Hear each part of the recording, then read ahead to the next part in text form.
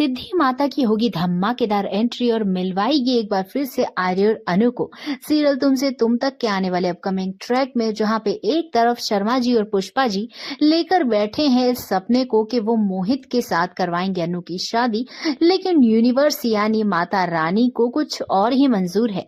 माता रानी ने तो पहले से ही जोड़ी बना दी है आर्य और अनु की।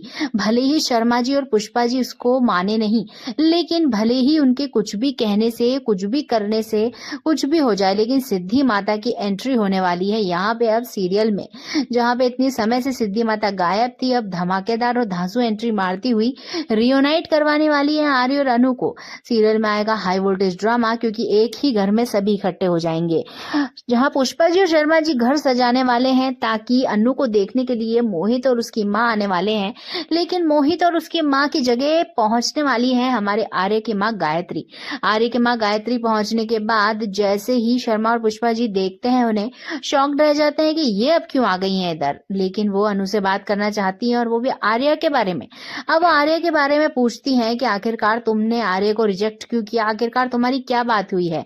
अनु यही कहती है कि मम्मी पापा नहीं मान रहे हैं, मैं इसलिए आर्य सर से कोई बात और आगे रिश्ता कोई नहीं बढ़ाना चाहती हूँ। लेकिन वहीं पे गायत्री जी सोचती है कि अब मैं इनके रिश्ते के बारे में शर्मा जी और पुष्पा जी को मनाने की कोशिश करूंगी। बहुत कोशिशें होने के बाद कुछ भी नहीं जब काम करता है, तब एंट्री होती है सिद्धि माता की। सिद्धि माता जैसे ही आती हैं वैसे ही उसी टाइम में उपस्थित होती हैं हमारे आर्यवर्धन भी होता है वहीं पे, और गायत्री माँ भी होती है। गायत्री माँ और आर्यवर्धन के सामने ही, शर्मा जी पुष्पा जी के सामने ही सिद्धि माता आर्य का हाथ पकड़ के दे देती है अनु के हाथ में और कहती है कि माता रानी की यही इच्छा है और जो भी इस इच्छा के खिलाफ जाएगा माता रानी उसे कभी माफ नहीं करेंगी।